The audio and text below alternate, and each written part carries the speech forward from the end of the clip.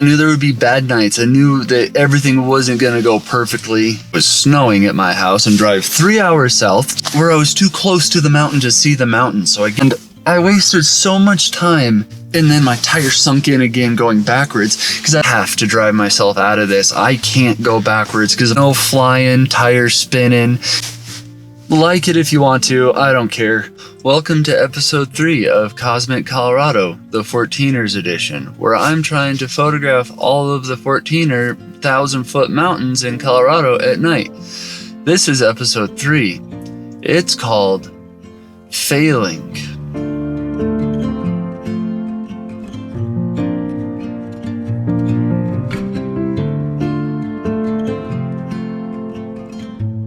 So I knew there would be failures. I knew there would be bad nights. I knew that everything wasn't going to go perfectly. And even when I said, in the intro video, I said I'd take you guys along for the good, the bad, and the ugly. And this night didn't get too ugly, but it definitely didn't. It wasn't good. I was motivated by the arrival of a new piece of gear to leave my house it was snowing at my house and drive 3 hours south to the town of West Cliff, Colorado. And I was going to attempt to photograph I don't even remember this mountain. I can't remember the name of it right now. It starts with an H, not Harvard, Humboldt, whatever, this mountain. And I had scouted it out. It was, again, I need to scout everything during the day because I scouted it out on Google Earth. I found a really good looking parking lot outside of a town away from light pollution that I thought would have a good view of the peak. But I ran into the same issue I ran into at Mount Shabano, or Shavano, whatever you're supposed to call it, where I was too close to the mountain to see the mountain. So I get there, get my camera out, set it up, get all excited. I'm going to take my test shot, make sure I can see the mountain right, and I can see a false summit. Exact same thing that happened to me at Shavano. So yeah, that was super frustrating, and I can't keep the false summit images. That's just not what this project's all about. So I decide I'm going to go for a drive, and I'm going to go north and east a little bit, get further away from the mountain, and see if I can get a better angle on it.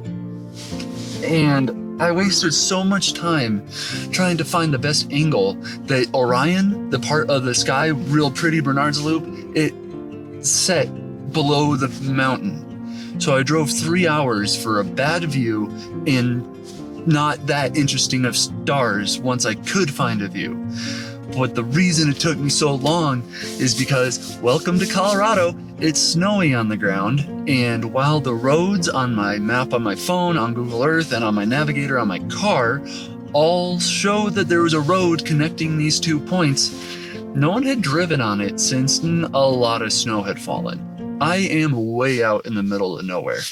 So I used to drive a plow truck. I know how to drive in the snow. I have a Jeep, 4-wheel drive, and the snow's not that deep down here. It does not snow that much here. It's out in that field right there, there's 4 inches, but there was a couple of snow drifts, and it was the most fantastically wrong type of snow. I know this is supposed to be about astrophotography, but we're going to learn about snow real quick. Follow along. It's a good rant.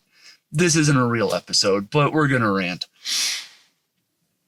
It was the perfectly wrong type of snow to drive on because the old snow that was sitting on the ground, about 6, 8, maybe inches thick, was really old snow, and it turns into facets. Kind of like if you imagine freezer burn in the fridge, it's kind of what it does at the ground level. It's what creates really dangerous avalanche conditions, is you get these facets of snow, which pretty much turn into loose, sugary ball bearings. And on top of that facet of snow was some windblown, thick, crusty snow. So maybe 6 inches of ball bearings and then 3 to 4 inches of crust. Imagine your tires sinking through the crust into those facets.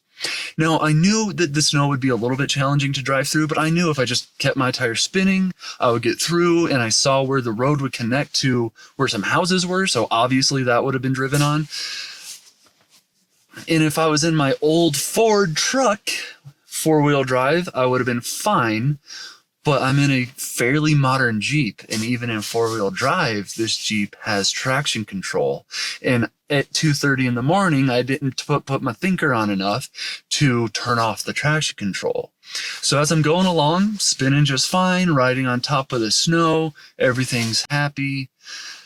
I lose traction one time, traction control kicks in, and it kills the power to the tires. The traction control is meant to prevent you from spinning when you're on ice on the highway. But it almost got me so stuck, so far away from anybody I know, barely had cell phone service. The one dude I do know who lives in this town is out of town, so I couldn't have called him if I got stuck. 2:30 in the morning, like, if I didn't drive out of there, it would have gotten bad.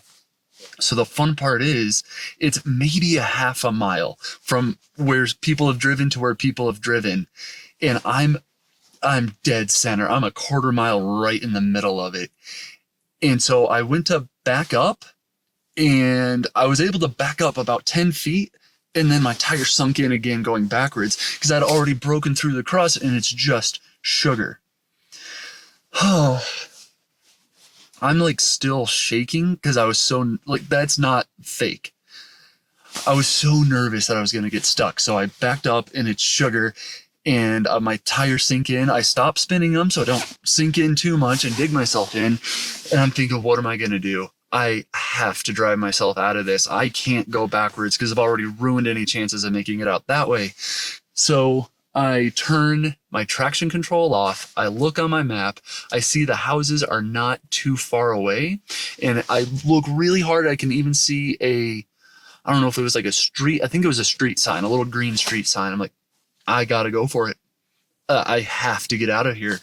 Turn my traction control off. I didn't floor it, but we did some proper rambling to get out of there. Snow flying, tires spinning. Not once during that quarter mile did I have traction or any proper control of the Jeep. It's just chaos and bouncing because it's a dirt road, and we got out.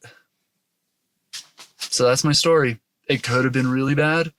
Thankfully, I was able to drive out of it, but I can't take these chances anymore, and I cannot just blindly go towards a 14er that I've never been to and hope for the best. I have to see it during the day. I got to do my homework. I can't just force this project to happen. So it's a really late January, and the Milky Way, everyone says Milky Way season doesn't start till like March. That's not true. You can shoot it at the very end of January. So I'm going to drive towards my house, and if I find a good spot to pull over at about 5 in the morning, I'll pull over and see if the Milky Way's out. And you'll know right now if I shoot the Milky Way. I'll put either a picture or no picture. I don't know. Yeah. Leave me a comment if you got this far. If you want to see more like the realistic behind the scenes stuff where things go wrong, because I figure it's part of sharing the journey. All right.